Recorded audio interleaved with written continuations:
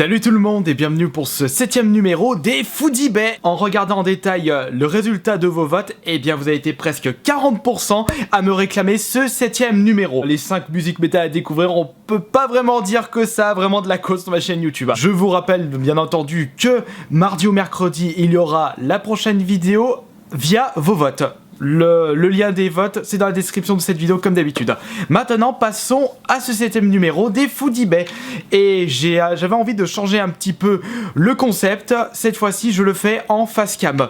Vous me direz bien entendu à la fin de cette vidéo si vous avez préféré voir un Foodie Bay en face cam ou en mode standard comme pour les 6 autres. On y va avec, bien entendu, la première annonce. On rentre d'entrée de jeu avec ce conte Dofus, 14 personnages de niveau 200 et 500 millions de Kamas, qui doit être la monnaie du jeu. Je n'ai jamais joué à Dofus.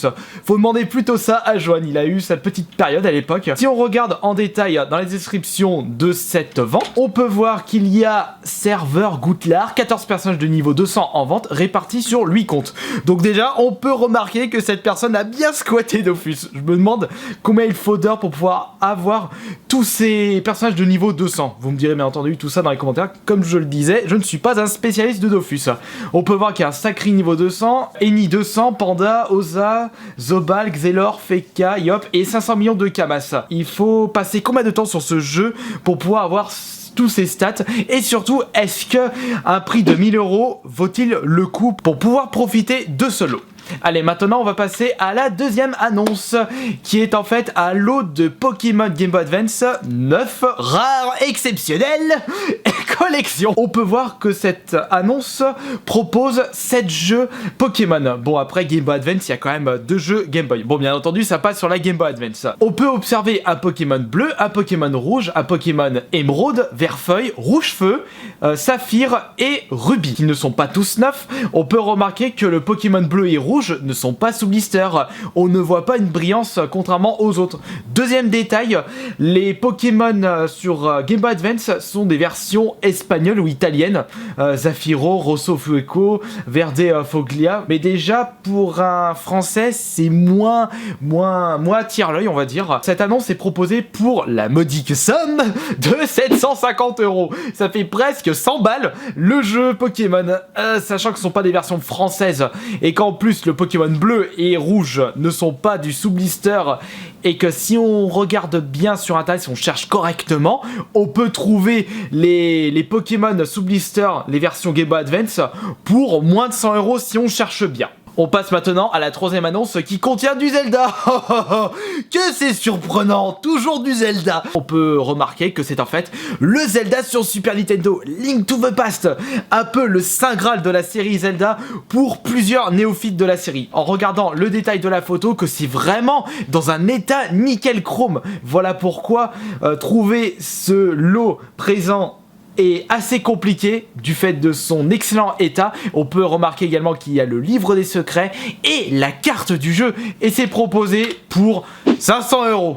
Ah, comptez 200 pour ça. On retourne maintenant avec du 9 sous blister Super Nintendo, du rétro gaming sous blister rigide, Starwing 9 sous blister sur Super Nintendo. Oui, le premier jeu de la série qui met en avant Fox McCloud, Falco Lombardi, Sleepy Toad et le lapin c'est Pépillard. Voilà, je m'en suis bien souvenu.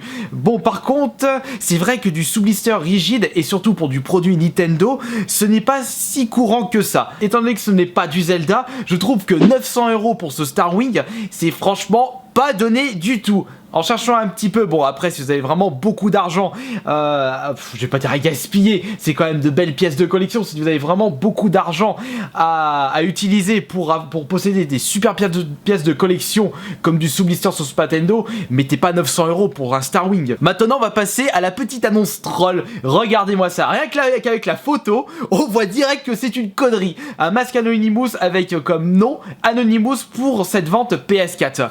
Et la bonne blague c'est bien entendu le prix. Mais bon, c'est un petit troll quand même de bas étage. 1 million d'euros pour une PS4. Petit détail qui fait sourire, c'est sur le détail du vendeur. Regardez, il y a le profil 1. Il a quand même réussi à faire une vente. J'espère que c'était pas une blague. Continuons avec la 6ème annonce. Une PS4 Collector Metal Gear Solid 5 dédicacée pour un prix de 1050 €. Ça fait cher la dédicace. Bon, c'est vrai que déjà la console en elle-même est devenue assez rare en très peu de temps, mais ce qui me fait marrer sur cette annonce, c'est bien entendu la description. On y va tout de suite. C'est avec grand regret que je me sépare de ma PS4 Collector. Un grand regret. Ça fait les petits yeux pour mieux vendre son produit. Après, il a raison, le vendeur. Décrié par les uns, encensé par les autres. Metal Gear Solid 5, clive et divise les fans. Ça, je m'en fous, j'ai jamais joué à ce jeu. Je vends cette PS4 Collector alors que je voulais la garder à vie pour faute de place. Putain, il t'en faut peu pour du coup être déçu quand tu fais des ventes. J'imagine même pas dans quel état tu serais si tu vends toute ta collection. Je voudrais pas être à côté. Prix de départ 1050 € étant donné qu'elle est devenue quasiment introuvable dans cet état. C'est la Messie, c'est le Saint Graal. Je ne la vendrai qu'aux fans et collectionneurs sérieux, pas aux gens qui veulent juste la revendre pour faire du pognon. Et le problème c'est que tu veux la vendre à des fans et collectionneurs sérieux, tu vas faire quoi? Tu vas leur demander des photos, tu vas leur demander de passer un QCM. Je pense que ça va être compliqué pour toi de faire la différence entre des collectionneurs sérieux et des revendeurs, puisque à certains moments on peut remarquer que des revendeurs sont des collectionneurs. On va passer maintenant à du collector, un collector de Dark Souls 3 sur Xbox One, Prestige Edition, coffret collector 9 FR rare. Bien entendu, les termes qui attirent l'œil. Ce qui me chagrine un petit peu sur cette annonce, c'est que, bon, la livraison est gratuite, mais ça on s'en branle, parce qu'au niveau du prix, c'est 1300 €. Est-ce que je ne suis pas devenu fou? Ce collector est hyper récent. Comment se fait-il que des vendeurs le proposent pour 1300 €?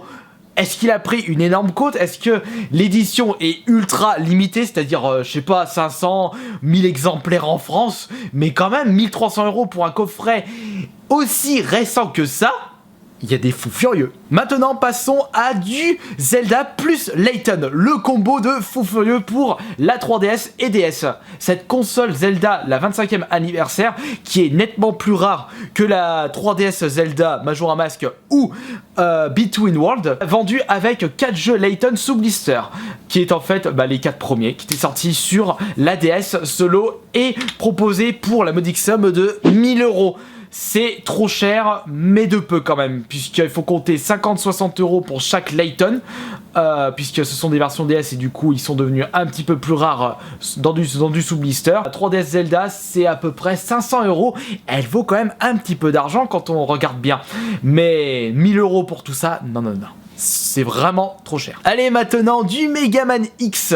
Ça fera plaisir aux petits frères. Ultra rare. Alors déjà le titre accrocheur, ultra rare. Megaman X1, Megaman en boîte, plus notice.